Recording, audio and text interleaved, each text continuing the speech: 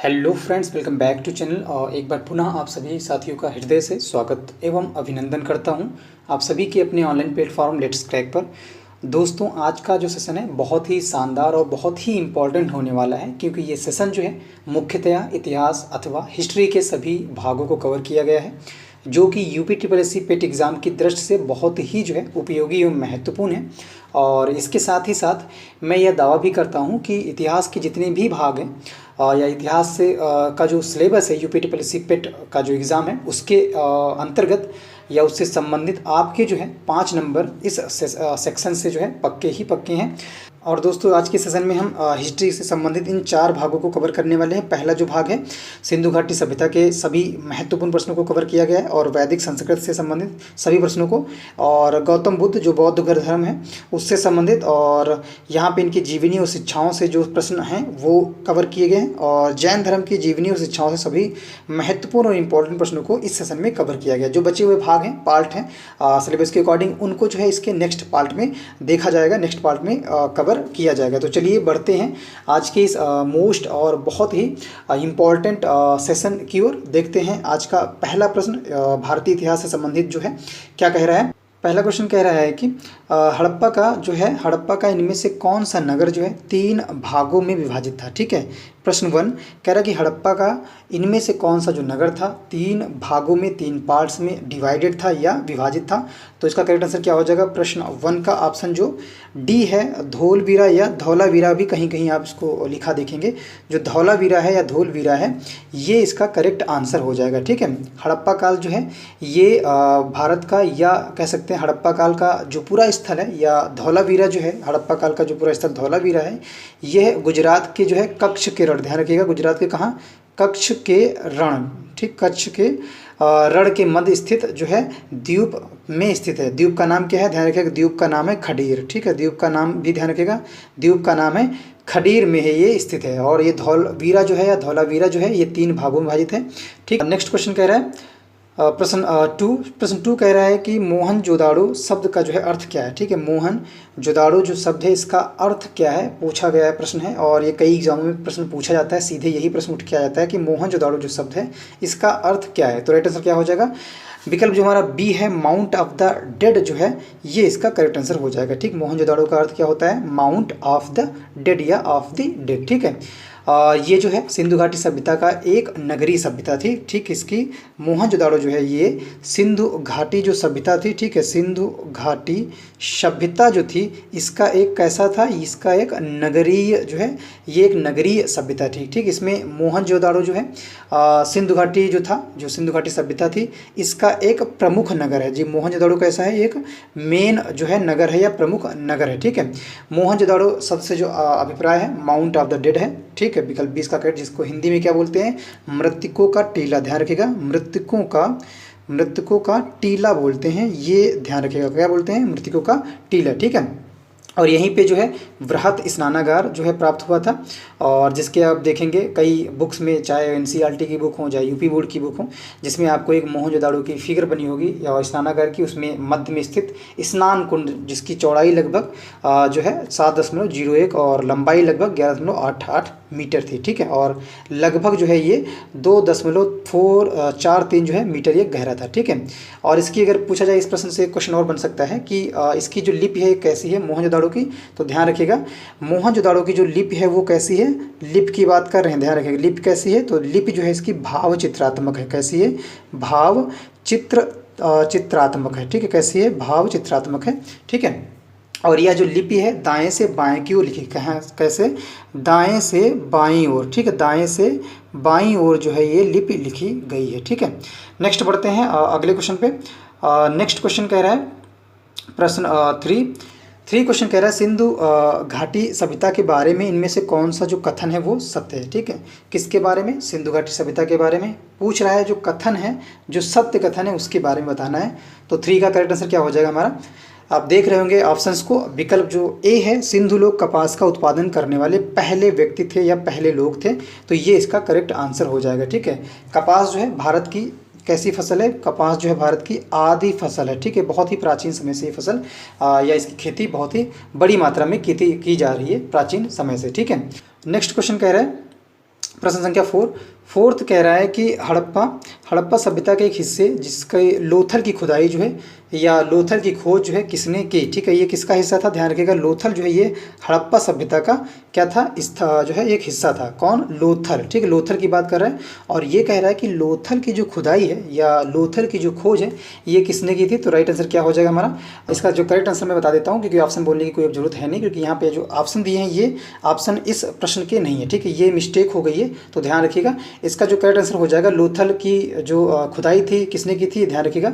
जो लोथल की खुदाई की थी वो, ध्यान रखिएगा, वो की थी हमारी SR राव ने, ठीक है। SR राव जो है, आप इनका नाम ध्यान रखिएगा, SR राव ने जो है इसकी खुदाई की थी, ठीक है। SR राव ने जो है लोथल की खुदाई की थी और सन ध्यान रखिएगा कब की थी, तो इन्होंने लोथल की खुदाई खोज जो है 1957 में की थी। कब की थी, 1957 में लोथल की खोज की गई थी। किसके द्वारा, SR राव के द्वारा, ठीक है।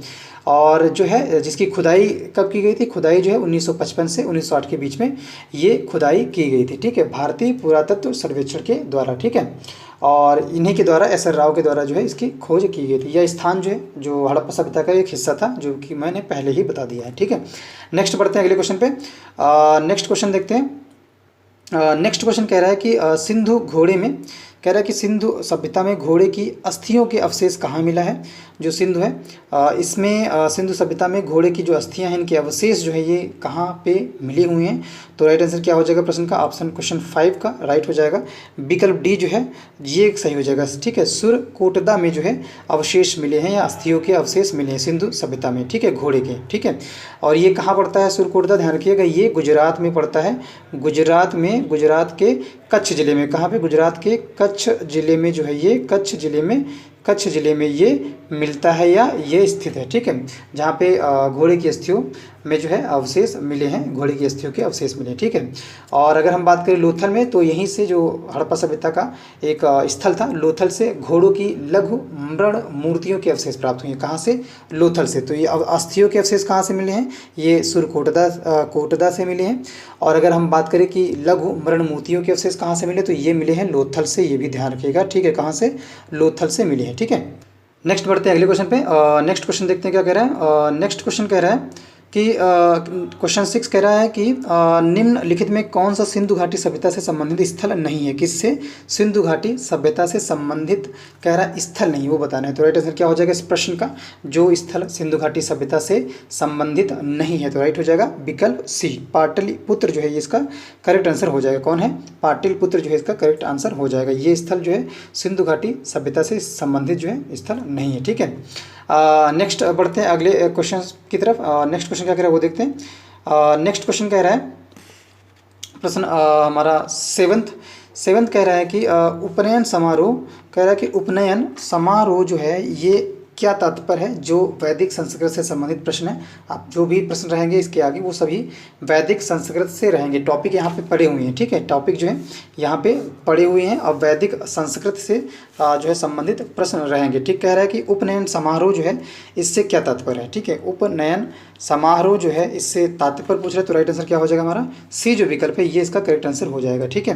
क्या तात्पर्य है, बच्चे को पवित्र जनेऊ धारण कराया जाता था उपनयन समारोह में, ठीक है। उपनयन संस्कार को या समारोह को यज्ञोपवीत संस्कार के नाम से भी जाना जाता है। ध्यान रखिएगा किस संस्कार के नाम से, यज्ञोपवीत संस्कार, ठीक है, पवीत संस्कार के नाम से जाना जाता है, जहाँ पे जो है बच्चे को पवित्र जनेऊ धारण कराया जाता है, ठीक है।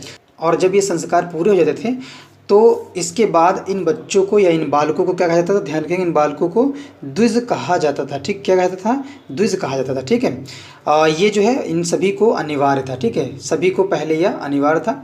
और जो है नेक्स्ट बढ़ते हैं अगले क्वेश्चन की तरफ। नेक्स्ट क्वेश्चन देखते हैं क्या कह रहा है। नेक्स्ट क्वेश्चन सत्यमेव जयते जो है, सत्यमेव जयते जो है महाकाव्य से या किस महाकाव्य से उद्धृत किया गया है, उद्धृत है सत्यमेव जयते।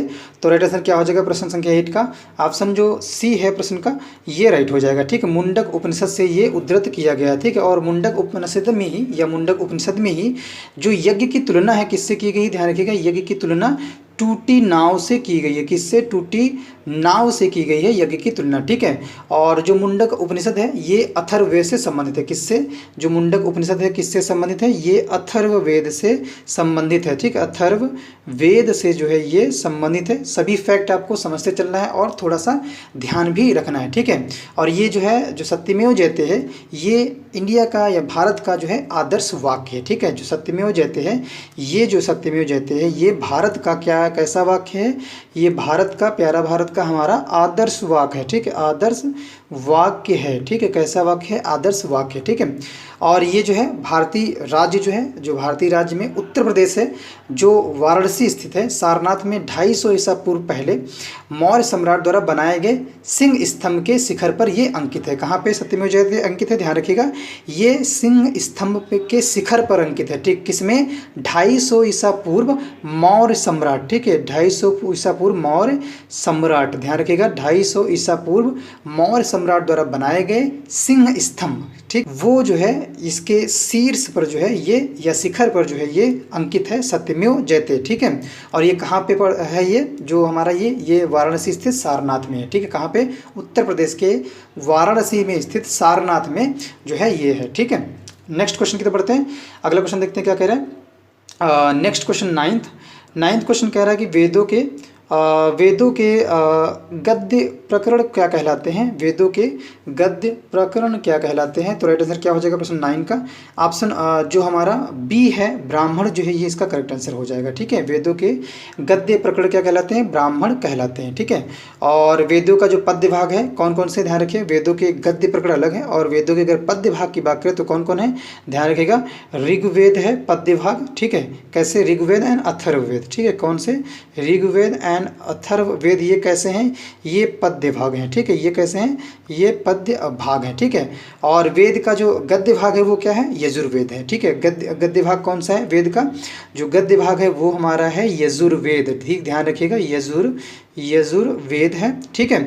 और वेदों का जो गायन वाला भाग है जिसमें संगीत से संबंधित कुछ संगीतों से संबंधित भाग मिलते हैं तो वो है सामवेद, ध्यान रखिएगा, ठीक, जहाँ पे म्यूजिक का उल्लेख मिलता है, ठीक है।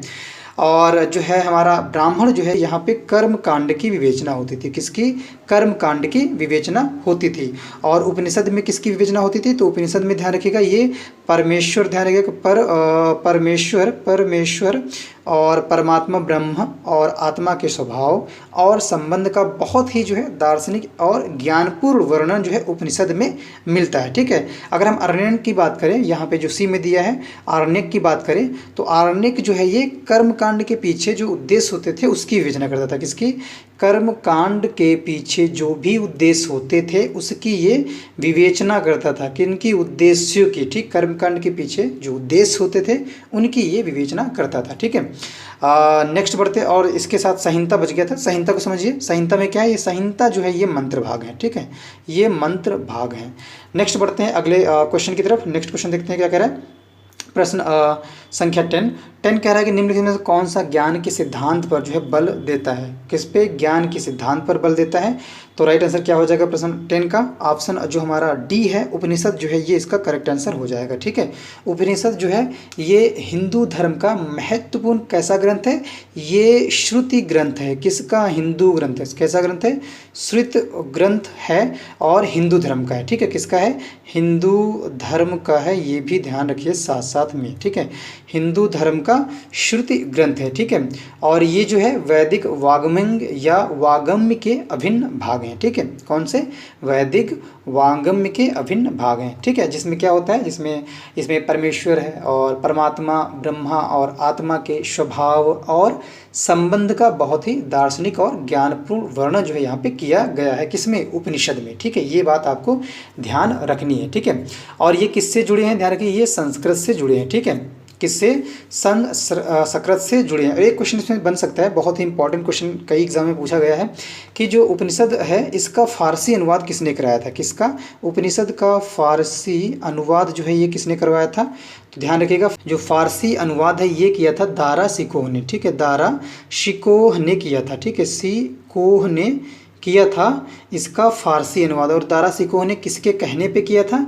तो ये अनुवाद जो है कहने पे अकबर के किया था, ठीक है, किसके, अकबर के कहने पे फारसी अनुवाद जो है उपनिषद का किया था, ठीक है। और दुनिया के अगर कई दार्शनिक उपनिषदों को अगर देखें तो सबसे अच्छा जो उपनिषद है किसको मानते हैं, ज्ञान कोश को मानते हैं, ठीक, कैसा, किसको, ज्ञान कोश को जो है मानते हैं, ठीक है। तो ये इसके कुछ फैक्ट थे, वो भी साथ साथ में समझते भी चलिएगा। नेक्स्ट क्वेश्चन देखते हैं, प्रश्न संख्या 11 देखते हैं क्या कह रहा है। प्रश्न 11 कह रहा है कि ऋग्वेद में निम्नलिखित में से किस देवता की सर्वाधिक महत्ता है, ठीक है। ऋग्वेद में पहली तो बात कह रहा है ऋग्वेद में, फिर कह रहा है किस देवता की सर्वाधिक महत्ता है। तो राइट आंसर क्या हो जाएगा 11 का, जो विकल्प बी है ये राइट हो जाएगा, इंद्र जो है ये इसका करेक्ट आंसर हो जाएगा, ठीक। इंद्र की जो है सर्वाधिक महत्ता है, ठीक है, ऋग्वेद में। और जो ऋग्वेद हमारा है, ध्यान रखें, जो ऋग्वेद है ये प्राचीनतम वेद है, ठीक है, कैसा है, प्राचीनतम वेद है, ये इसका फैक्ट है, प्राचीनतम वेद है। और इसमें जो है 1028 जो है क्या है, इसमें सूक्त हैं, कितने, 1028। और ऋचाएँ कितनी हैं, तो ध्यान रखिएगा 10,462 जो है इसमें क्या है, ध्यान रखिएगा इसमें ऋचाएँ हैं, ठीक है, ऋचाएँ हैं इसमें, ठीक है, कितनी, 10,462 इसमें और ऋचाएँ हैं। और इनको पढ़ने वाला या ऋग्वेद को जो पढ़ने वाला है, कई फैक्चुअल क्वेश्चन में निकल सकते हैं, ऋग्वेद को जो पढ़ने वाला क्या कहलाता है, तो ध्यान रखिएगा इसको होत्र बोलते थे, ठीक, क्या बोलते थे, त्रा है ये, ता में नीचे रा लगा हुआ है, क्या बोलते थे, होत्र कहते थे, ठीक है। और इसमें सर्वाधिक जो है किसका वर्णन है, तो इसमें ध्यान रखिएगा सर्वाधिक जो है इंद्र का है वर्णन मिलता है, ठीक, इसका इंद्र का वर्णन मिलता है, जो विकल्प भी सही था, ठीक है। और इंद्र के लिए इसमें आप सोच सकते हैं, इंद्र के लिए इसमें 250 कितने, 250 250 जो है के इंद्र के लिए 250 और अग्नि के लिए, आग के लिए जो है, आग के लिए 200 ऋचाएँ या 200 जो हैं ऋचाओं की रचना की गई थी, ठीक है। तो ये इसके फैक्चुअल या फैक्ट इसके जुड़े हुए ऋग्वेद से संबंधित क्वेश्चन बन सकते हैं, उनको मैंने आप सभी को बता दिया। नेक्स्ट बढ़ते हैं, नेक्स्ट क्वेश्चन देखते हैं, प्रश्न संख्या 12 कह रहा है कि प्राचीनतम जो है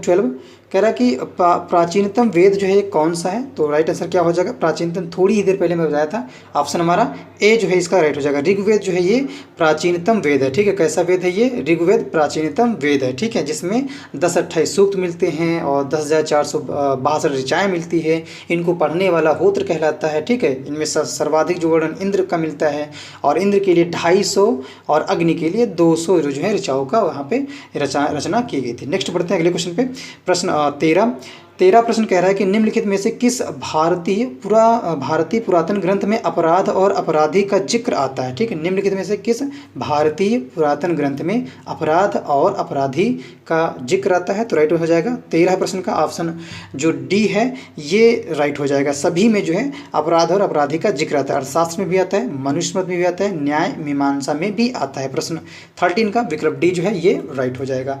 अगले क्वेश्चन पे बढ़ते हैं, प्रश्न संख्या 14 प्रश्न कह रहा है कि सतपथ ब्राह्मण, ठीक है, सतपथ ब्राह्मण और तैत्रीय ब्राह्मण के ब्राह्मण जो है मूल पाठ है। 14 प्रश्न, तो राइट आंसर क्या हो जाएगा 14 का ऑप्शन डी जो है यजुर्वेद जो है ये इसका करेक्ट आंसर हो जाएगा, ठीक है। सतपथ ब्राह्मण और तैत्रीय ब्राह्मण के जो ब्राह्मण या मूल पाठ है वो क्या है, यजुर्वेद है, ठीक है।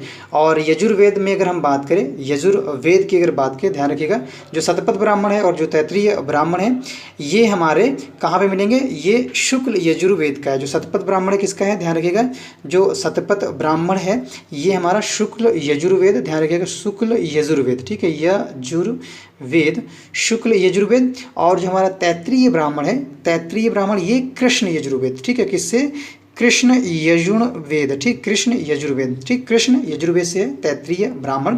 और वहीं अगर हम बात करें एक और भी आता है, तो जैसे पंचविश है या षड्विश है या जैमिनीय ब्राह्मण है, तो ये कहाँ पे मिलेंगे हमारे, ध्यान रखिएगा। अगर हम सामवेद के ब्राह्मण की बात करें तो सामवेद के ब्राह्मण जो भी थोड़ी देर पहले बताया क्या है, पंचविश, ध्यान रखिएगा पंचविश सामवेद के ब्राह्मण हैं, ठीक है।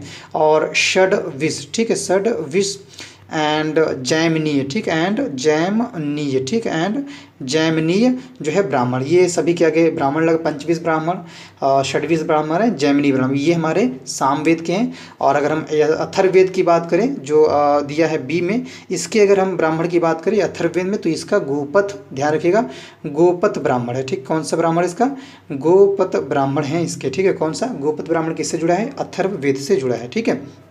और 14 प्रश्न का राइट आंसर क्या था, यजुर्वेद था। ठीक है, नेक्स्ट बढ़ते हैं अगले प्रश्न पे। नेक्स्ट क्वेश्चन देखते हैं क्या कह रहा है। प्रश्न संख्या 15 कह रहा है कि ऋग्वेद में निहित गायत्री मंत्र। अब पहली बार इसमें दो क्वेश्चन मिले कि गायत्री मंत्र कहाँ निहित है, तो ध्यान रखिएगा ऋग्वेद में निहित है। ठीक है, और ये कह रहा है ये गायत्री मंत्र जो है किस देवता को, किस भगवान को समर्पित है, तो राइट आंसर क्या हो जाएगा 15 का, ये डी जो है सावित्री जो है इनको ये समर्पित है। कौन सा गायत्री मंत्र क्या है, ओम भूर भुवः स्वः। ठीक है, ये गायत्री मंत्र ये किससे संबंधित है या किस देवता को समर्पित है, सावित्री। किससे संबंधित है, ऋग्वेद से संबंधित है। और किस मंडल में मिलता है ऋग्वेद के, ध्यान रखिएगा ऋग्वेद के ये तीसरे मंडल में मिलता है। कहाँ पे, तीसरे मंडल में मिलता है। कौन, गायत्री मंत्र। ठीक है, तीसरे मंडल में आपको ये देखने को मिलेगा, ये गायत्री मंत्र तीसरे मंडल में ऋग्वेद के निहित है। ठीक है, और ये सविता या सावित्री को समर्पित है। ठीक है, इस मंडल की रचना किसने की थी ये भी आ जाता है।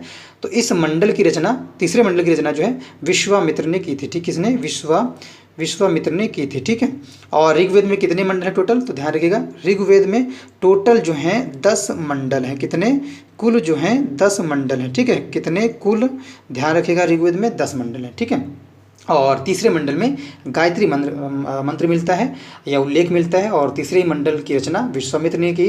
और ऋग्वेद में टोटल 10 मंडल हैं। और किस देवता को गायत्री मंत्र समर्पित है, सावित्री या सविता जो को ये समर्पित है। नेक्स्ट बढ़ते हैं अगले क्वेश्चन पे।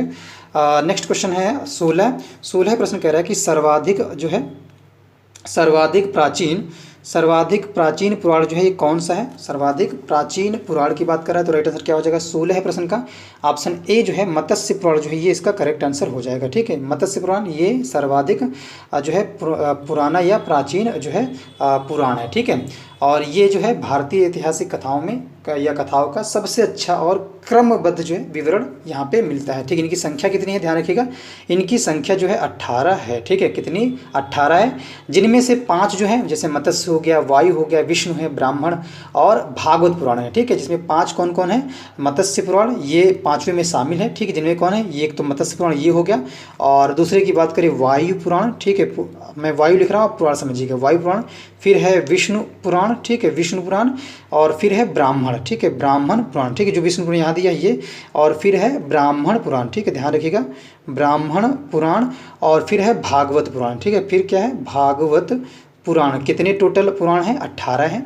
ठीक है, भारतीय ऐतिहासिक कथाओं का जो सबसे अच्छा या क्रमबद्ध विवरण जो है पुराणों में ही देखने को मिलता है, और इनकी संख्या कितनी है, टोटल 18 है, जिनमें 5 मैंने बता दिए, मत्स्य पुराण, भागवत पुराण, ब्राह्मण पुराण, वायु पुराण और विष्णु पुराण। ठीक है, नेक्स्ट क्वेश्चन देखते हैं। 17 प्रश्न क्या कह रहा है, 17 प्रश्न कह रहा है कि निम्न में से कौन सा उपवेद नहीं है। ठीक, उपवेद की बात कर रहा है प्रश्न 17 है। तो राइट आंसर क्या हो जाएगा 17 का, ऑप्शन जो डी है योग वेद जो है ये इसका करेक्ट आंसर हो जाएगा। ठीक है, योग वेद जो है ये उपवेद नहीं है। ठीक, कैसा वेद है ये, योग वेद, ये उपवेद नहीं है।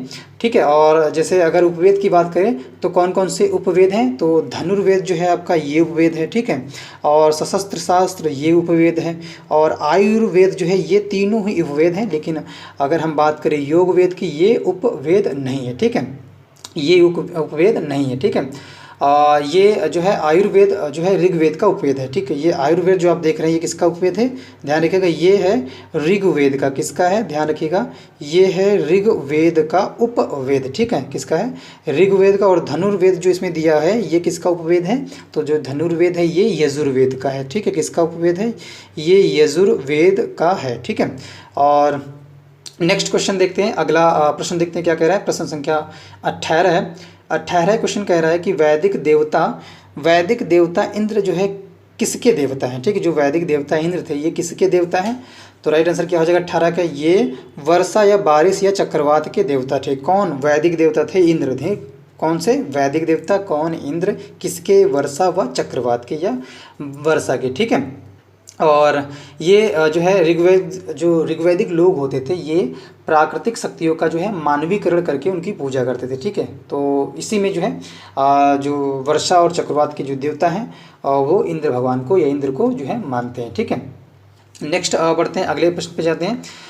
नेक्स्ट क्वेश्चन देखते हैं। प्रश्न संख्या 19 कह रहा है। अब 19 से जो भी आगे प्रश्न रहेंगे वो हमारे जीवनी एवं शिक्षाएं से रहेंगे, जुड़े रहेंगे, और ये जीवनी शिक्षाएं किसकी रहेंगी, बौद्ध धर्म की रहेंगी। ठीक है, तो 19 प्रश्न कह रहा है 19, में धम्मचक्कप्रवर्तन सत्र, ठीक है, जिसे बोलते हैं धर्मचक्र प्रवर्तन सूत्र का जो है उपदेश दिया। तो 19 का करेक्ट आंसर क्या हो जाएगा हमारा? प्रश्न 19 का राइट जो हो जाएगा ये है सारनाथ, ठीक है। क्या है? विकल्प डी जो है ये इसका करेक्ट आंसर हो जाएगा, ठीक है। ये सारनाथ इसका जो है इसका करेक्ट आंसर हो जाएगा। यहाँ पे या उपदेश दिया था गौतम बुद्ध ने, ठीक है, कहाँ पे? सारनाथ में, ठीक है। और महात्मा गौतम बुद्ध के जो प्रथम उपदेश को धर्मचक्र प्रवर्तन कहा जाता है। इनका जो पहला उपदेश है, इसीलिए इस उपदेश को क्या बोला जाता है? धर्मचक्र प्रवर्तन कहा जाता है। और पहला जो उपदेश कहाँ दिया था? ये सारनाथ में दिया था। सारनाथ कहाँ पड़ता है? यूपी में। यूपी में कहाँ? वाराणसी में, ध्यान रखिएगा, ठीक है। कहाँ पे? वाराणसी में। और वाराणसी में जो है सारनाथ के अन्य नाम भी हैं, ध्यान रखिएगा। तो सारनाथ का जो दूसरा नाम है वो है ऋषिपत्तनम, ठीक है। कहाँ पे? इसके दूसरे नाम अगर यहाँ पे विकल्प डी में ऋषिपत्तनम भी दिया होता तो ऋषिपत्तनम सही होता, ठीक है। ध्यान रखिएगा, सारनाथ को अन्य नाम से भी जाना जाता है। नाम क्या है? ये नाम ध्यान रखिएगा, ऋषिपत्तनम, ठीक है। ऋषिपत्तनम जो है सारनाथ का दूसरा नाम है, ठीक है। और गौतम बुद्ध ने जो है अपना जो सर्वाधिक जो उपदेश दिया है गौतम बुद्ध ने, वो जो है कौशल देश की राजधानी कहाँ पे दिया है? श्रावस्ती में दिया है सर्वाधिक उपदेश, ठीक। कहाँ पे? श्रावस्ती में दिया है। और ये कौशल देश की राजधानी थी। सर्वाधिक उपदेश यहाँ पे गौतम बुद्ध ने दिए हैं, ठीक है। तो अगर क्वेश्चन इस तरह से है कि सर्वाधिक उपदेश गौतम बुद्ध ने कहाँ दिए हैं, तो ध्यान रखिएगा श्रावस्ती में दिए हैं, ठीक है। और श्रावस्ती किसकी राजधानी थी? कौशल राज्य की राजधानी थी। सभी फैक्ट मैं बताते चलता हूँ, एक एक करके फैक्ट, जितने भी फैक्ट मुझे याद हैं वो, और जितने फैक्ट जो इंपॉर्टेंट मुझे लग रहे हैं सभी को मैं क्लियर करते चल रहा हूँ। तो बहुत ही ध्यान से देखिएगा। और आपको भी कुछ अगर इंपॉर्टेंट लगता है कि ये जो फैक्ट छूट गया तो आप हमें कमेंट बॉक्स में ज़रूर बताएं, या कुछ आप एक्स्ट्रा जानते हैं, क्योंकि मैं ये समझता हूँ कि हो सकता है कि आपको भी जो है नॉलेज हर क्षेत्र में हर व्यक्ति को अलग अलग रहता है, और कुछ को तो हो सकता है कि हिस्ट्री में बेसिक सा और बेहतर नॉलेज हो। तो जितने भी क्वेश्चन हैं उनसे जुड़े हुए जो अगर फैक्ट मिलते हैं आपको, या फैक्ट आपको लगता है कि ये इंपॉर्टेंट फैक्ट है इस प्रश्न से जुड़ा हुआ, तो आप हमें कमेंट बॉक्स में जरूर बताएं, ठीक है। नेक्स्ट बढ़ते हैं अगले क्वेश्चन पे। प्रश्न संख्या 20 प्रश्न कह रहा है कि उस स्थान का नाम बताएं। कह रहा है कि उस स्थान का नाम बताना है जहां बौद्धों की मान्यता के अनुसार गौतम बुद्ध ने अपनी मृत्यु के बाद परिनिर्वाण प्राप्त किया, ठीक है। उस स्थान का नाम सिर्फ बताना है जहां पे बौद्धों की अगर मान्यता है, उनके अनुसार जो गौतम बुद्ध की जो मृत्यु हुई थी उसके बाद उनको परिनिर्वाण प्राप्त हुआ था, ठीक है। कौन सा? उसके बाद उनको परिनिर्वाण प्राप्त हुआ था। राइट आंसर क्या हो जाएगा हमारा? विकल्प बी जो है कुशीनगर जो है इसका करेक्ट आंसर हो जाएगा, ठीक है। कुशीनगर इसका करेक्ट आंसर हो जाएगा। इनकी मृत्यु कितने वर्ष में हो गई थी? ध्यान रखिएगा, इनकी मृत्यु 80 वर्ष की अवस्था में हो गई थी। और कब हुई? तो ध्यान रखिएगा ये 483 ईसा पूर्व, ठीक है। 483 ईसा पूर्व हुई थी। कहाँ पे हुई थी? कुशीनारा या कुशीनगर में। पहले उसको कुशीनारा के नाम से जानते थे, अब कुशीनगर में जानते थे, ठीक है। चुंदा द्वारा अर्पित भोजन करने के बाद इनकी मृत्यु हुई थी, ठीक है। चुंद के द्वारा जो भोजन दिया था उसको अर्पित करने के बाद इनकी मृत्यु हो गई, जिसे बौद्ध धर्म में क्या बोलते हैं? बौद्ध धर्म में महापरिनिर्वाण बोलते हैं। महापरिनिर्वाण बोलते हैं, परिनिर्वाण, ठीक है, निर्वाण बोलते हैं, ठीक है। बौद्ध की जो मृत्यु है उसे ही बोलते हैं बौद्ध धर्म में महापरिनिर्वाण, ठीक है, कहा जाता है। अगले क्वेश्चन पे बढ़ते हैं। प्रश्न 21 क्वेश्चन कह रहा है कि पाली में बौद्ध ग्रंथों को आमतौर पर त्रिपिटक यानी 3 फोल्ड बास्केट, ठीक है, 3 फोल्ड बास्केट जो है प्रश्न 21 3 फोल्ड बास्केट कहा जाता है। इनमें से कौन सा त्रिपिटक में शामिल नहीं है या कौन सा त्रिपिटक में से नहीं है? तो राइट आंसर क्या हो जाएगा 21 का? ऑप्शन जो सी है उपशाखा पिटक जो है ये त्रिपिटक में या त्रिपिटक से संबंधित नहीं है या नहीं है, ठीक है। अगर देखा जाए तो गौतम बुद्ध ने जो है कोई भी पुस्तक नहीं लिखी, ठीक। इनके जो उपदेश होते थे मुख्यतः कैसे होते थे? इनके उपदेश जो है हमेशा मौखिक ही होते थे। इन्होंने कोई पर्सनल बुक नहीं लिखी है, कोई पर्सनल पुस्तक नहीं लिखी है। बट इनकी जब मृत्यु हो गई तो उनके बाद इनके जो शिष्य थे, बुद्ध के जो शिष्य थे, उनके उपदेश जितने होते थे उनको संग्रह जो है त्रिपिटक में किया गया था, ठीक है। जिसमें इनकी जो भी रचनाएं थी, इनकी जो रचना है पाली भाषा में की गई थी इनके शिष्यों के द्वारा। और त्रिपिटक में जो है आपका सुत्त पिटक हो गया, ठीक है। सुत्त पिटक जिसमें धर्म संबंधी बातों की चर्चा थी। ध्यान रखिएगा सुत्त पिटक किससे संबंधित है? तो ये भी एक प्रश्न बन सकता है, धर्म संबंधी बातों की चर्चा। और जो अभिधम्म पिटक दिया है, ए में जो अभिधम्म पिटक दिया है ये किससे संबंधित है? ये दार्शनिक विचारों का संकलन, ठीक। किससे? ये दार्शनिक जो है विचारों का संकलन जो है ये धम्म पिटक से संबंधित था। और वहीं तीसरा जो है, जो इसे तीसरा जो पिटक है वो है विनय पिटक, जो डी में दिया है। तो विनय पिटक जो है ये किससे संबंधित था? विनय पिटक ये हमारा नीति संबंधी बातों से संबंधित है। किससे है? ये नीति संबंधी बातों से, ठीक है, संबंधी बातों से विनय पिटक संबंधित है, ठीक है। तो ये क्वेश्चन 21 का राइट जो आंसर था सी जो है उपशाखा पिटक, ये इसका करेक्ट आंसर नहीं है, ठीक है। नेक्स्ट बढ़ते हैं अगले क्वेश्चन पे। नेक्स्ट क्वेश्चन देखते हैं 22 प्रश्न कह रहा है कि त्रिपिटक निम्नलिखित में से किससे संबंधित है? तो इसका करेक्ट आंसर क्या हो जाएगा हमारा? विकल्प बी जो है ये बौद्धों से संबंधित है, ठीक है, ये बौद्धों से संबंधित है। नेक्स्ट क्वेश्चन बढ़ते हैं 23 प्रश्न कह रहा है कि भगवान बुद्ध की 200 फीट ऊंची कांस्य की प्रतिमा स्थापित करने का निर्णय कहाँ लिया गया है? तो राइट आंसर क्या हो जाएगा हमारा? ऑप्शन इसका करेक्ट हो जाएगा 23 का ऑप्शन ए, कुशीनगर, जिसका करेक्ट आंसर हो जाएगा, ठीक है। 200 फीट जो है भगवान बुद्ध की कांस्य की प्रतिमा उनके परिनिर्वाण स्थल कुशीनगर में स्थापित करने का निर्णय लिया गया है। नेक्स्ट बढ़ते हैं अगले क्वेश्चन पे। 24 प्रश्न कह रहा है कि बुद्ध को महापरिनिर्वाण जो है ये कहाँ पर प्राप्त हुआ? अभी थोड़ी देर पहले मैंने बताया था महापरिनिर्वाण का मतलब क्या है, तो आप लोगों को ध्यान होगा तो फायदा है, और नहीं ध्यान होगा तो मैं फिर से बताता हूँ। महापरिनिर्वाण का मतलब होता है जब ये चुंद द्वारा अर्पित भोजन करने के बाद जब इनकी मृत्यु हो गई थी, तो इस मृत्यु को ही बौद्ध धर्म में क्या बोला जाता है? महापरिनिर्वाण कहा जाता है, ठीक है, ध्यान रखिएगा। तो राइट आंसर क्या हो जाएगा? 24 का ऑप्शन बी जो है कुशीनगर जो है ये इसका करेक्ट आंसर हो जाएगा, ठीक है। नेक्स्ट बढ़ते हैं प्रश्न संख्या 25 पे। 25 कह रहा है कि किस स्मारक से गौतम बुद्ध ने दुनिया के लिए बौद्ध धर्म के अपने दिव्य ज्ञान का प्रचार किया? स्मारक पूछ रहा है, ध्यान रखिएगा। 25 प्रश्न स्मारक पूछ रहा है, कह रहा है कि स्मारक से ज्ञान का प्रचार किया था, दिव्य ज्ञान का प्रचार किया था। तो राइट आंसर क्या हो जाएगा? 25 प्रश्न का ऑप्शन बी जो है महाबोधि मंदिर जो है ये इसका करेक्ट आंसर हो जाएगा, ठीक है। महाबोधि मंदिर से दुनिया के लिए बौद्ध धर्म ने अपने दिव्य ज्ञान का प्रचार किया था, ठीक है। और ये महाबोधि मंदिर कहाँ पे है, किस जिले में स्थित है? ध्यान रखिएगा, ये बिहार में है। पहली बात तो ये कहाँ है? बिहार में। कौन सा जिला? गया जिला, ठीक है, कौन सा?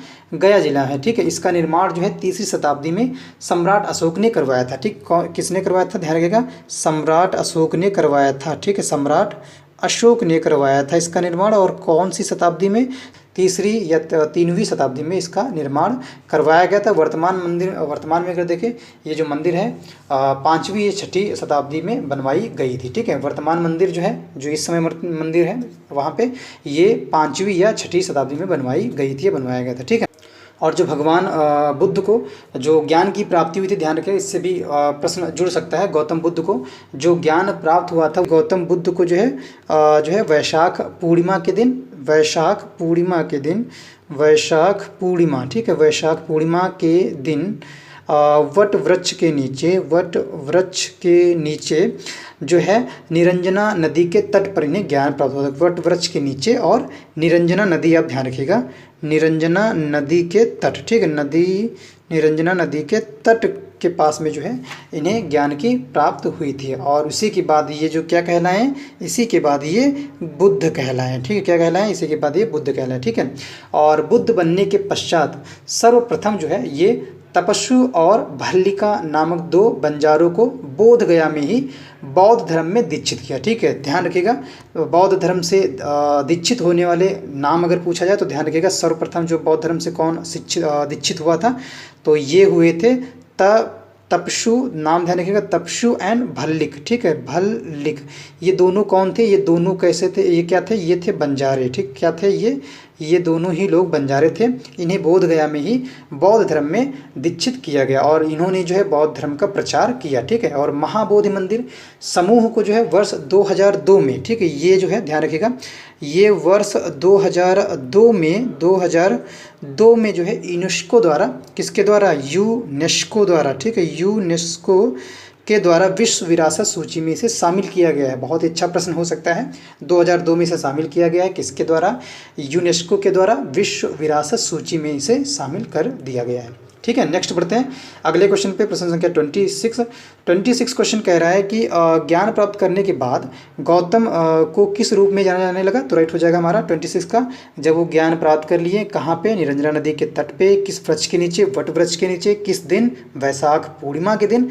और तो इन्हें क्या कहा जाने लगा? इन्हें बुद्ध कहा जाने लगा, ठीक है। बी जो विकल्प है इसका करेक्ट आंसर हो जाएगा, ठीक है। नेक्स्ट बढ़ते हैं। और इनका जन्म अगर पूछा जाए गौतम बुद्ध का जन्म कब हुआ, तो ध्यान रखिए गौतम बुद्ध का जन्म 563 ईसा पूर्व में हुआ।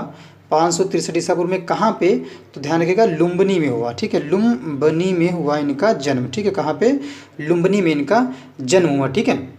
और इन्हें जो है बिहार के बोधगया में महाबोधि वृक्ष के नीचे कई वर्षों तक कठिन तपस्या तथा कठोर साधना करने के बाद इन्हें ज्ञान की प्राप्ति हुई थी। और ज्ञान प्राप्त करने के बाद सिद्धार्थ को, इनका वास्तविक नाम क्या था, सिद्धार्थ को किस नाम से जाने लगा, सिद्धार्थ को गौतम बुद्ध के रूप में जाना जाने लगा, ठीक है। इनका पहला नाम क्या था, सिद्धार्थ नाम था, ठीक है, ये ध्यान रखिएगा।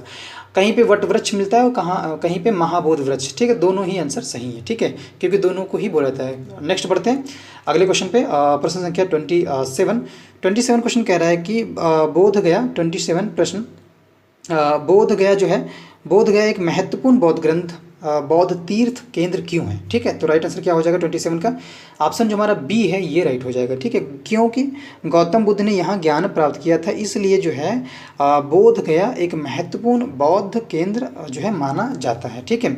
और बौद्ध धर्म के संस्थापक कौन है, ये क्वेश्चन बन सकता है, तो ध्यान रखिए बौद्ध धर्म के संस्थापक गौतम बुद्ध हैं, ठीक है। कौन है, गौतम बुद्ध है। पहले इनका नाम क्या था, पहले इनका नाम था सिद्धार्थ, ठीक है। ज्ञान मिल गया इनको, ज्ञान प्राप्त हो गया महाबोधि वृक्ष या वट वृक्ष के नीचे निरंजना नदी के तट पे, तब से इनको गौतम बुद्ध कहा जाने लगा, ठीक है।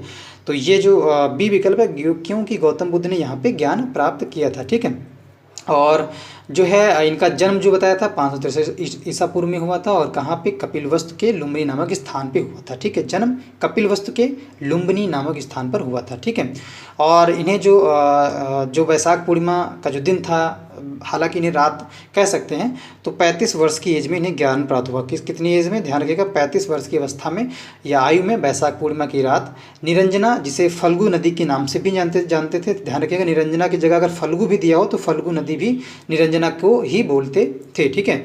और इन्हें पीपल के वृक्ष या वट वृक्ष या महाबोधि वृक्ष, ये तीनों ही ऑप्शन सही होंगे, ठीक है। तीनों में से कोई आता है तो चाहे पीपल वृक्ष दिया हो, चाहे वट वृक्ष दिया हो या महाबोधि वृक्ष दिया हो, तो कन्फ्यूजन नहीं हुआ, ठीक है। तीनों में से आप कोई एक टिक कर दीजिएगा, क्योंकि एक ही ऑप्शन दिया जाएगा, पीपल का वृक्ष दिया जाएगा या फिर महाबोधि दिया जाएगा वृक्ष या वट वृक्ष दिया जाएगा, ठीक है।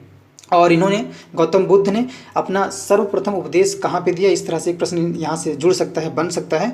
तो सर्वप्रथम जो है गौतम बुद्ध ने अपना पहला जो उपदेश दिया था, कहाँ दिया था, तो ध्यान रखिएगा ये सारनाथ में दिया था, कहाँ पे, सारनाथ में, ठीक है, जिसे ऋषिपत्तनम के नाम से भी जानते हैं, ठीक है। और जिसे बौद्ध ग्रंथों में क्या बोलते हैं, बौद्ध ग्रंथों में धर्मचक्र प्रवर्तन बोलते हैं, ठीक है, धर्मचक्र प्रवर्तन बोलते हैं, ठीक है।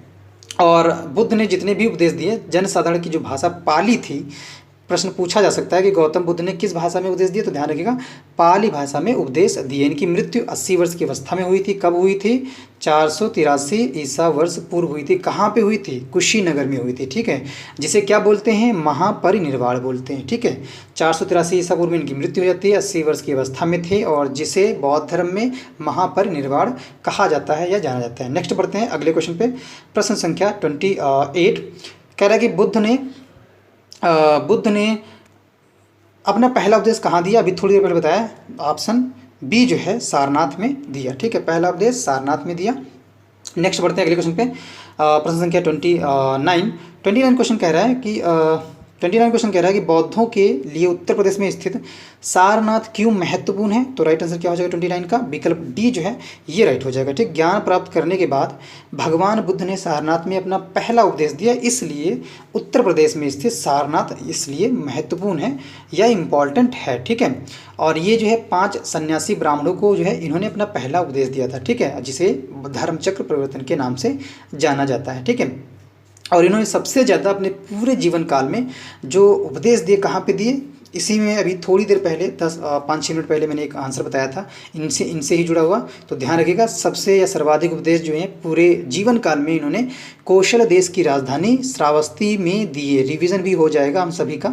श्रावस्ती में दिए सबसे ज़्यादा इन्होंने उपदेश, किस भाषा में, पाली भाषा में, मौखिक होते थे।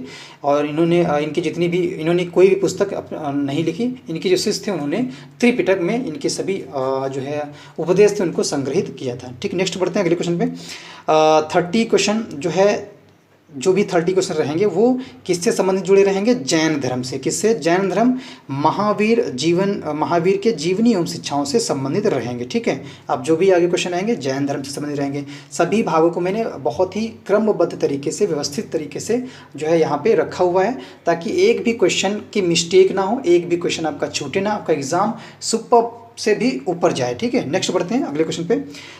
नेक्स्ट क्वेश्चन कह रहा है, प्रश्न संख्या 30 कह रहा है कि 30 मनुष्य जीवन का सर्वोत्तम ध्येय कैवल्य, जिसका अर्थ क्या होता है। सिंपल सा है, पूछ रहा है कैवल्य का अर्थ क्या होता है 30 का।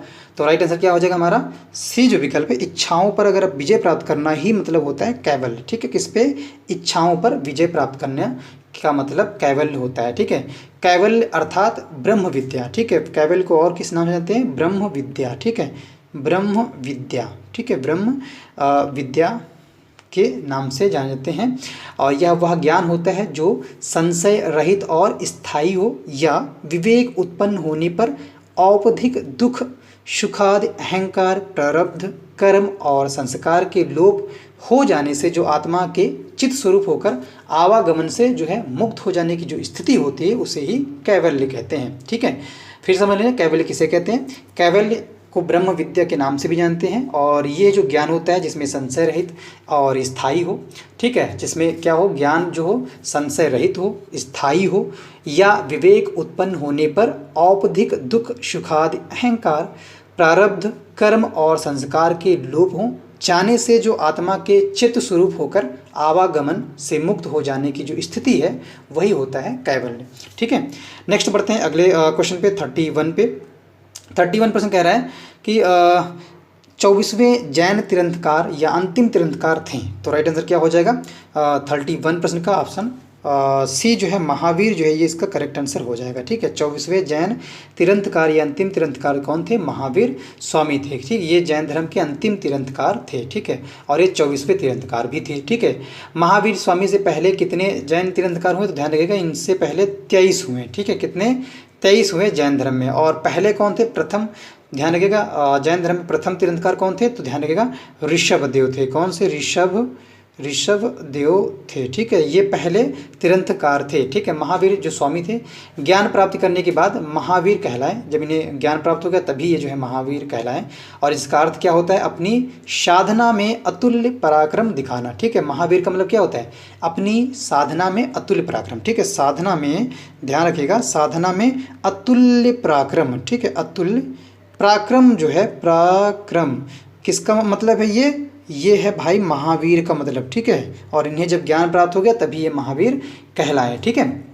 और अगर हम बात करें इसी प्रश्न में, तो जो 23वें तीर्थंकर थे वो पार्श्वनाथ ने 4 महाव्रत सत्य, अहिंसा, अस्तेय तथा अपरिग्रह का जो प्रतिपादन किया था। तो 23वें तीर्थंकर थे, कौन थे, पार्श्वनाथ थे 23वें तीर्थंकर, और इन्होंने 4 महाव्रत, ध्यान रखिएगा कभी इससे प्रश्न बन सकता है किसी न किसी एग्जाम में। 4 महाव्रत कौन कौन से, सत्य, अहिंसा, ठीक है, सत्य, अहिंसा, और फिर है अस्तेय, और जो चौथा है वो कौन है, चौथा जो है वो कौन है, वो है अपरिग्रह, ठीक है, अपरिग्रह, ठीक है। ये 4 जो हैं 4 महाव्रत हैं। और ये 23वें जो तीर्थंकर थे पार्श्वनाथ ने ये 4 जो है व्रतों का प्रतिपादन किया था। और महावीर स्वामी ने ब्रह्मचर्य जो है 5वां, इसी के साथ अगर 5वें की बात करें, ब्रह्मचर्य, ठीक है, ब्रह्मचर्य, ठीक है, ब्रह्मचर्य जो है इसका प्रतिपादन किसने किया था, या इस महाव्रत को इसमें किसने जोड़ा था, तो इसमें महावीर स्वामी ने ये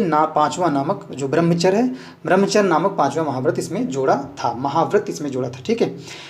नेक्स्ट बढ़ते हैं अगले क्वेश्चन पे, 32 प्रश्न कह रहा है कि पहले जैन तीर्थंकर कौन थे। तो राइट हो जाएगा हमारा विकल्प, जहाँ पे ऋषभदेव लिखा हो या ऋषभ लिखा हो वो इसका करेक्ट आंसर हो जाएगा, विकल्प भी करेक्ट आंसर हो जाएगा, ठीक है। अगर ऋषभदेव की बात करें, ऋषभदेव एम अरस्टिनेम, ठीक है, ध्यान रखिएगा ऋषभदेव के साथ एक और नाम ध्यान रखिएगा, अरस्टिनेम, ठीक है, अरस्टिनेम, ठीक है, ऋषभदेव के साथ अरस्टिनेम। इनका उल्लेख कहाँ मिलता है, इनका जो उल्लेख है कहाँ मिलता है, ये हमें ऋग्वेद में देखने को मिलता है, ठीक, कहाँ पे, ऋग्वेद में किसका उल्लेख, ऋषभदेव का और अरष्टनेम का उल्लेख मिलता है। ठीक है। जैन धर्म में कुल 24 टोटल तीर्थंकर हुए, जिसमें पहले ऋषभदेव थे, दूसरे अजितनाथ थे, और जो 22वें थे जो अष्टनेमी जो है, अरष्टनेम जो है, ये कौन से नंबर पे थे तीर्थंकर, ये 22वें नंबर पे थे। ठीक, किस पे, 22वें नंबर पे। और 23वें नंबर पे पार्श्वनाथ थे और 24वें नंबर पे महावीर थे। ठीक है। और ऋषभदेव एंड अरष्टनेम का उल्लेख कहाँ मिलता है, ऋग्वेद में मिलता है। ठीक है। और अजितनाथ का उल्लेख कहाँ मिलता है, जो अजितनाथ है उनका उल्लेख जो है यजुर्वेद में मिलता है। ठीक है। और इस धर्म की जो महात्मा होते थे उनकी उपाधि के तौर पर ये तीर्थंकर लगाया जाता है, ये तीर्थंकर बोलते थे। ठीक है। तो जो जैन धर्म की जो उपाधि या जैन धर्म के जो महात्मा होते थे उनकी उपाधि के तौर पर तीर्थंकर उनको बोला जाता था। ठीक है। नेक्स्ट बढ़ते हैं, प्रश्न संख्या 33 प्रश्न कह रहा है कि जैन धर्म में 3 त्रिरत्न दिए जाते हैं, उन्हें निर्वाण का मार्ग कहा जाता है, वे क्या हैं। तो राइट आंसर क्या हो जाएगा 33 का, सही करेक्ट हो जाएगा डी जो विकल्प है, सही विश्वास, सही ज्ञान, सही आचरण जो है इसका करेक्ट आंसर हो जाएगा। ठीक है। ये त्रिरत्न है जैन धर्म में। ठीक है। कितने रत्न हैं, त्रिरत्न है। और महावीर स्वामी का अगर जन्म पूछ लिया तो कब हुआ था, ध्यान रखिएगा, इसी प्रश्न से जुड़ सकता है। तो इनका जन्म जो हुआ था 540 ईसा पूर्व में हुआ था। कहाँ हुआ था, कुंडाग्राम में हुआ था। ठीक है। कुंडग्राम में या कुंडाग्राम में, कुंडग्राम में हुआ था। कुंडग्राम कहाँ पड़ता है, ये वैशाली, कुंडग्राम के वैशाली में हुआ था। ठीक है। तो ये वैशाली में पड़ता था। ठीक है। और महावीर स्वामी ने अपने जो उपदेश किस में दिए थे, ये ध्यान रखिएगा, महावीर स्वामी ने, अगर पूछा जाए महावीर स्वामी ने अपने उपदेश जो है किस भाषा में दिए थे, तो ये ध्यान रखिएगा, ये इन्होंने प्राकृत भाषा में दिए थे या अर्ध मागधी में दिए थे। ठीक, किस प्राकृत भाषा को क्या बोलते हैं, अर्ध मागधी में इन्होंने दिया था। किन्होंने, महावीर स्वामी ने अपने जो भी उपदेश दिए थे प्राकृत या अर्ध मगधी भाषा में दिए थे। जैन धर्म में 3 रत्न हैं, जो आपका सम्यक दर्शन है जिसे सही विश्वास बोलते हैं, एंड सम्यक ज्ञान है जिसे सही ज्ञान बोलते हैं, और सम्यक आचरण जिसे सही आचरण बोलते हैं। ठीक है। तो ये त्रिरत्न है जैन धर्म में। ठीक है। नेक्स्ट बढ़ते हैं अगले क्वेश्चन पे। नेक्स्ट क्वेश्चन देखते क्या कह रहा है, प्रश्न संख्या 34 जो प्रश्न है ये मौर्य वंश से जुड़े हुए प्रश्न रहेंगे। ठीक है। 34 जो है ये मौर्य वंश से जुड़े प्रश्न रहेंगे। तो 35 का करेक्ट आंसर क्या हो जाएगा, पहले प्रश्न देखते हैं। तो प्रश्न है हमारे, अशोक का सिंह चतुर्भुज स्तंभ जो है ये कहाँ पर स्थित है। ठीक है। अशोक का सिंह चतुर्भुज स्तंभ जो है ये शीर्ष में कहाँ पर स्थित है, 34%। तो राइट आंसर क्या हो जाएगा प्रश्न 34 का ऑप्शन जो हमारा डी है, सारनाथ जो है ये इसका करेक्ट आंसर हो जाएगा। ठीक, क्या हो जाएगा, सारनाथ। ठीक है। अशोक का सिंह चतुर्भुज स्तंभ शीर्ष सारनाथ से लिया गया है। और इस स्तंभ में कितने शेर हैं या सिंह हैं, 4 हैं, ध्यान रखिएगा। ठीक है। एक पीछे, 2 साइड में है और एक फ्रंट पे है। ठीक है। और इसे ही भारत सरकार ने जो है राष्ट्रीय चिन्ह के रूप में स्वीकार किया है। किसको, जो अशोक का सिंह चतुर्भुज स्तंभ है इसे भारत सरकार ने राष्ट्रीय चिन्ह के रूप में स्वीकार किया है। ठीक है। नेक्स्ट बढ़ते हैं अगले क्वेश्चन पे। प्रश्न संख्या 35 प्रश्न कह रहा है, अशोक ने प्रधान शिलालेखों में सबसे बड़ा शिलालेख है, अशोक के जितने भी प्रधान शिलालेख हैं इसमें सबसे बड़ा शिलालेख कौन है। तो राइट आंसर क्या हो जाएगा 35 का ऑप्शन सी जो है 13वां जो है ये इसका करेक्ट आंसर हो जाएगा। 13वां जो है अशोक के प्रधान शिलालेखों में सबसे बड़ा शिलालेख है। और अशोक के शासन के 8वें वर्ष में होने वाले जो कलिंग युद्ध का जिसमें वर्णन मिलता है। ठीक है। 13वें शिलालेख में किसका वर्णन मिलता है, तो जो 8वें वर्ष में जो युद्ध हुआ था, 8वें वर्ष में जो युद्ध हुआ था, क्या नाम था उस युद्ध का, कलिंग का युद्ध। ठीक है। और इसी के बाद इनका मन जो है पिघल गया था, इन्होंने जो इस धर्म को अपना लिया था। ठीक है। युद्ध का वर्णन मिलता है। ठीक है। 13वें में जो 13वां शिलालेख है इसमें कलिंग युद्ध का वर्णन मिलता है। ठीक है। 8वें वर्ष में जो हुआ था। ठीक है। अशोक के शासन के 8वें वर्ष में। नेक्स्ट बढ़ते हैं अगले क्वेश्चन पे। 36 प्रश्न कह रहा है कि अशोक के आक्रमण के दौरान कलिंग जिसे पूर्वी प्रांत जो था उस टाइम की राजधानी कौन सी थी। प्रश्न 37। तो राइट आंसर क्या हो जाएगा हमारा 36 का करेक्ट आंसर हो जाएगा डी जो है तोशिला जो है ये इसका करेक्ट आंसर हो जाएगा। ठीक है। तोशिला जो है इसका करेक्ट आंसर हो जाएगा। अशोक के आक्रमण के दौरान कलिंग जो पूर्वी प्रांत था, जो राजधानी थी वो तोशिली थी या तोशिला थी। ठीक है।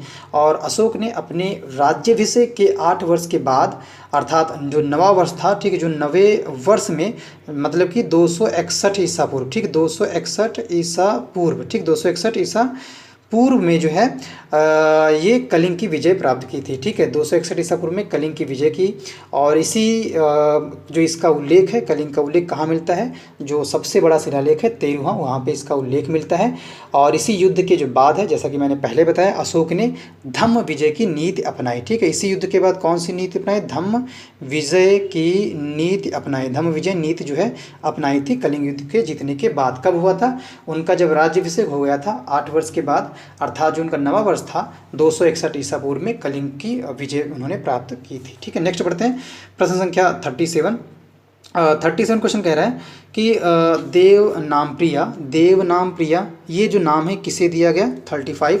तो राइट आंसर क्या हो जाएगा, 37, 35 नहीं 37। ठीक है, तो देव नाम प्रिया नाम किसे दिया गया, तो राइट हो जाएगा हमारा ऑप्शन जो बी है, अशोक को दिया गया नाम। किसके जो है, ये अशोक को नाम दिया गया देव नाम प्रिया। ठीक है, ये शिलालेख में जो है संबंधित कर अशोक को, उसके शिलालेखों में जो अशोक के शिलालेख हैं उनमें जो है ये देव नाम प्रिया संबोधित किया गया। ठीक है, अगर हम बात करें भाब्रू अभिलेख में अशोक को क्या बोला गया है, प्रियदर्शी बोला गया है। किस अभिलेख में, या प्रियदर्शी अशोक को किस अभिलेख में बोला गया, ध्यान रखिएगा, या संबोधित किया गया है, तो ये ध्यान रखिएगा, ये भाब्रू अभिलेख। ठीक है, भाब्रू, ठीक है, भाब्रू अभिलेख में अशोक को प्रियदर्शी और में जो है संबोधित किया गया। अगर हम बात करें बुद्ध शाक्य किस अभिलेख में कहा गया, तो ये बुद्ध जो शाक्य ये मास्की में कहा गया। ठीक है, किसमें, मास्की में कहा गया है बुद्ध शाक्य। ठीक है, बुद्ध शाक्य क्या कहा गया है अशोक को, किस अभिलेख में, मास्की अभिलेख में। ठीक है, अशोक के नाम को उल्लेख चारों अभिलेखों में मिलता है, ये ध्यान रखिएगा। अशोक के जो नाम है उनमें जो है उनका जो उल्लेख है चारों अभिलेख में मिलता है। ये अभिलेख कौन कौन से हैं, हमारा भब्रू हो गया, आपका मास्की हो गया। ठीक है, भब्रू, मास्की एंड नित्तूर। ठीक है, ये ध्यान रखिएगा, नित्तूर। ठीक है, ध्यान रखिएगा, इनके 4 अभिलेख कौन है अशोक के, तो पहला जो है मास्की, ये नाम ध्यान रखिएगा, अशोक का वर्णन मिलता है, और मास्की में ही नहीं क्या बोला गया है, बुद्ध शाक्य बोला गया है। इसके बाद है गुर्जरा। ठीक है, ध्यान रखिएगा, गुर्जरा अभिलेख, ये गुर्जरा अभिलेख है। इसके बाद है नेत्तूर अभिलेख। ठीक है, नेत्तूर अभिलेख, और इसके बाद है उड़े गोलम अभिलेख। फिर है नेत्तूर के बाद है उड़े गोलम। ठीक है, उड़े गोलम अभिलेख। ठीक है, और फिर है जूनागढ़ के अभिलेख, जिसे रुद्रदामन भी बोलते हैं, में भी अशोक का नाम मिलता है। ठीक है, जो जूनागढ़ अभिलेख है, जूनागढ़ जो अभिलेख है जिसे रुद्रदामन के नाम से भी जानते हैं, या रुद्रदामन ने बनवाया था, उसमें जो है अशोक का नाम मिलता है। ठीक है, नेक्स्ट बढ़ते हैं अगले प्रश्न पे या क्वेश्चन पे।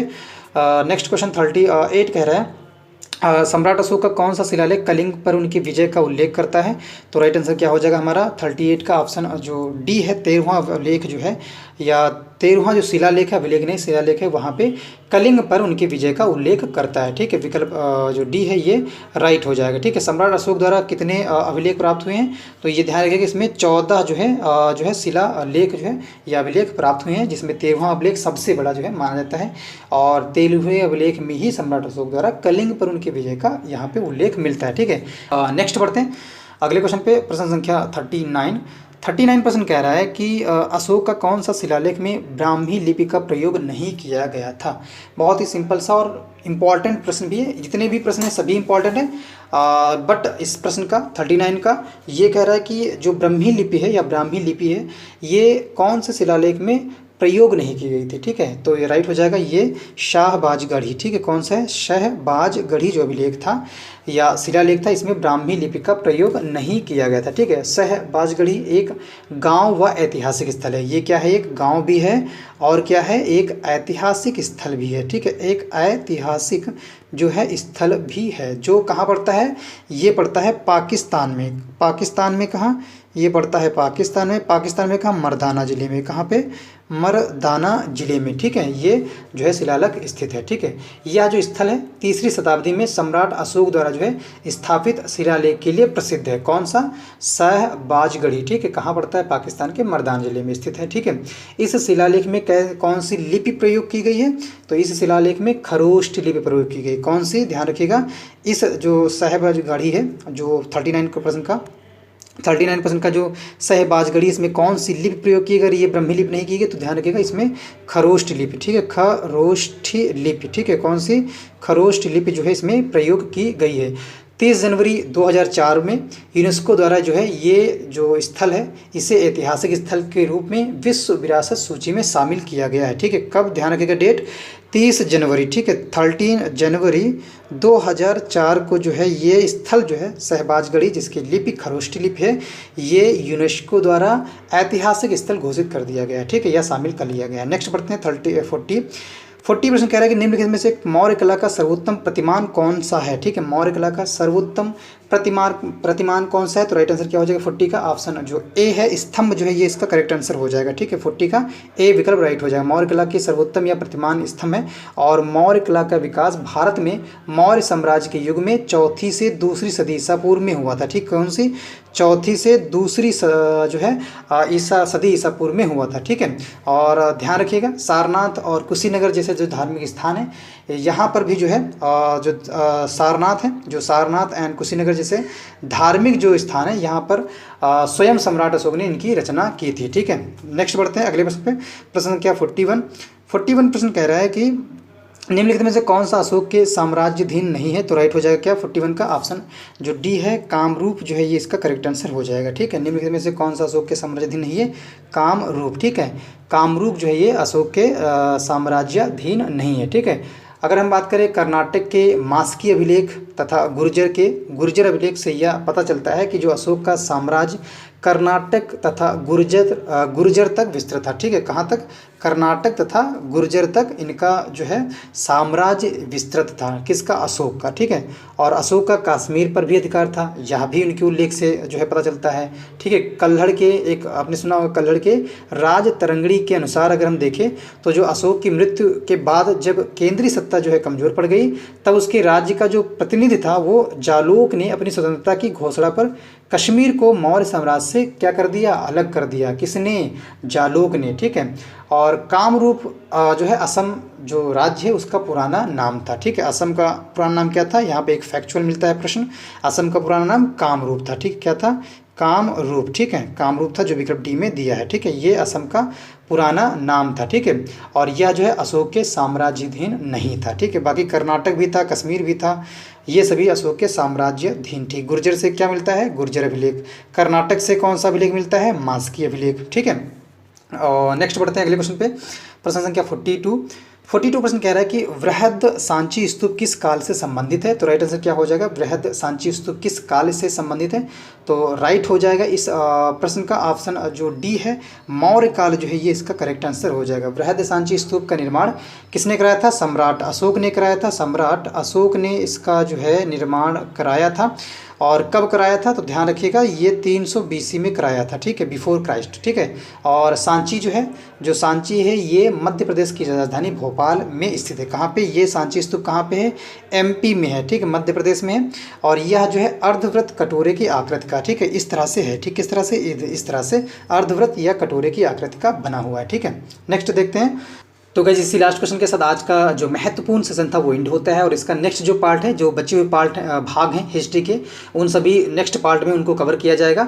उनको देखना आप बिल्कुल भी ना भूलिएगा। इसका नेक्स्ट पार्ट जल्द ही आपको देखने को मिलेगा 1-2 दिन में। और इसी के साथ जो है गाइस सेशन को लाइक करें, शेयर करें अपने चहेते दोस्तों को, और जो है जितने भी आपके खास मित्र हैं, फ्रेंड हैं, उन सभी को जो है सेशन जो है शेयर करें, ताकि उनका भी जो है भला हो पाए, उनको भी इन चीज़ों के बारे में जानकारी मिल पाए। और यदि आप चैनल पर पहली विजिट कर रहे हैं गाइस, वीडियो को पहली बार देख रहे हैं, तो चैनल को सब्सक्राइब जरूर करें, और हमसे जुड़े रहने के लिए बेल आइकन को दबाना बिल्कुल भी ना भूलें। और इसी के साथ गाइस कल की डेट में आपको एक फुल लेंथ का प्रैक्टिस सेट मिलने वाला है, जिसमें कुल 100 प्रश्न रहेंगे और सभी सेक्टर, सभी भागों को कवर किया जाएगा। UPSSC पेट एग्जाम के जितने भी सिलेबस में जो जो चीज़ें दी हैं उन सभी से प्रश्न उसमें शामिल रहेंगे, चाहे वो मैथ का हो, चाहे वो गणित का हो, अंकगणित का हो, प्रारंभिक साइंस का हो, सभी में जो है सभी टॉपिक्स को उसमें कवर किया जाएगा। पूरा फुल लेंथ का प्रैक्टिस सेट रहेगा। तो मिलते हैं गाइस नेक्स्ट इंपॉर्टेंट सेशन पे।